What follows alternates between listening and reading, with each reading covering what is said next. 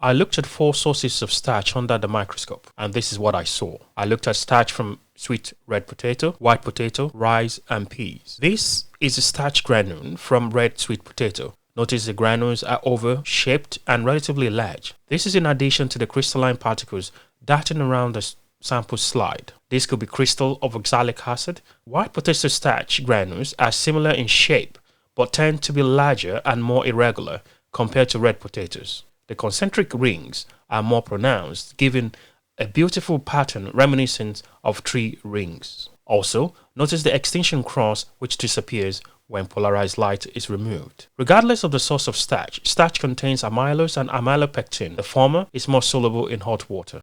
I let this sample dry, so no starch granules movement is observed. However, effort made to add water to the dry granules just encourage aggregation of the granules. This is starch from peas. The granules here are generally round and smooth, significantly smaller than those of potatoes. They are less densely packed compared to rice, with more space between individual granules.